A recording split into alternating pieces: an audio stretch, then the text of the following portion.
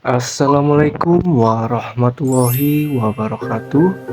Salam sejahtera untuk kita semua. Yang saya hormati Ibu Siti Nuryatin MPD.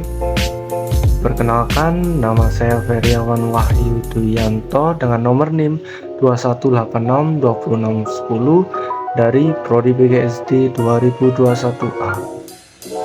Pada kesempatan kali ini saya akan menjelaskan tentang tahapan perkembangan berpikir Van Hill. Mari kita simak baik-baik. Teori Van Hill. Teori Van Hill adalah teori perkembangan pemahaman geometri yang dikembangkan oleh dua bersaudara, yaitu Peer Van Hill dan Dina Van Hill Geldof pada tahun 1950. Teori ini menyajikan 5 tahap perkembangan dalam pemahaman geometri. Pasti pada penasaran kan, apa saja macam-macam tahapan dan karakteristik perkembangan berpikir dari Van Hill? Kalau begitu, mari kita simak baik-baik ya. Tahap pertama yaitu visualisasi. Siswa mampu mengenali dan menggambarkan bentuk-bentuk geometri secara visual.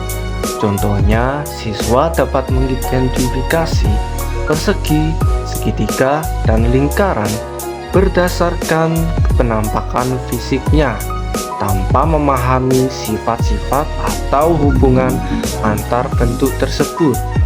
Karakteristik dari tahap pertama ini, yang pertama, identifikasi dan pengamatan bentuk geometri secara visual. Yang kedua, pemahaman masih bersifat konkret dan berpusat pada penampakan fisik. Yang ketiga, siswa mungkin kesulitan menjelaskan sifat-sifat matematik atau hubungan geometri. Tahap kedua yaitu analisis.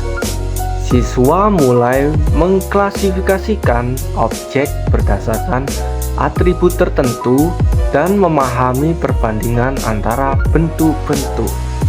Contohnya, siswa bisa memahami perbedaan antara segitiga sama kaki dan segitiga sama sisi, serta mengelompokkan bentuk-bentuk berdasarkan sifat-sifat tertentu. Karakteristik dari tahap kedua ini, yang pertama, mampu mengklasifikasikan objek berdasarkan atribut tertentu. Yang kedua, memahami perbandingan dan perbedaan antara bentuk-bentuk geometri.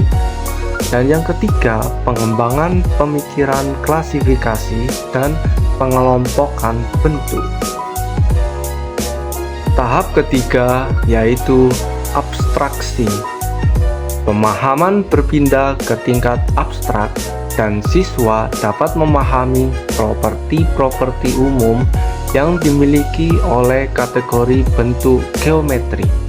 Contohnya, siswa memahami bahwa segitiga memiliki sifat-sifat tertentu tanpa tergantung pada ukuran atau orientasi spesifik. Karakteristik dari tahap ketiga ini, yang pertama, pemahaman berpindah ke tingkat abstrak. Yang kedua, identifikasi sifat-sifat umum yang dimiliki oleh kategori bentuk geometri.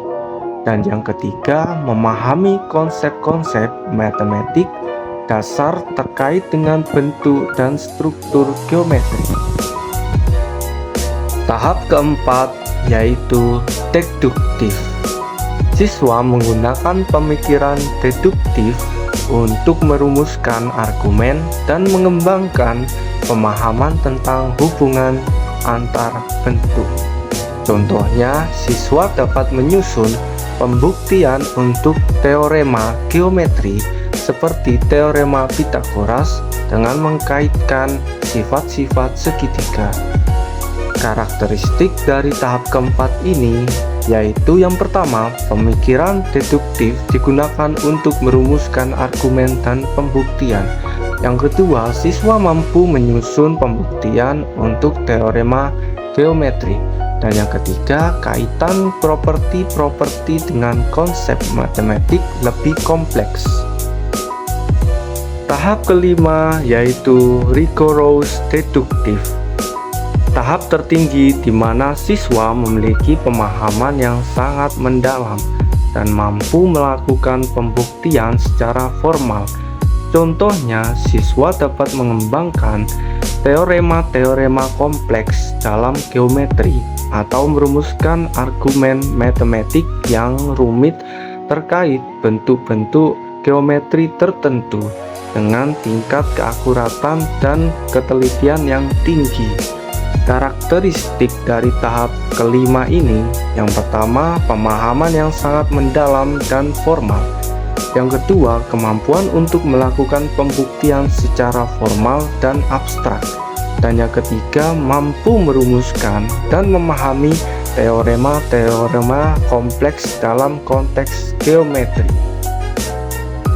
Saya ucapkan terima kasih karena telah menyimak video yang telah saya jelaskan mengenai tahapan dan karakteristik perkembangan berpikir Van Hill. Semoga bermanfaat dan saya memohon maaf bila ada tutur kata yang salah. Saya akhiri. Wassalamualaikum warahmatullahi wabarakatuh.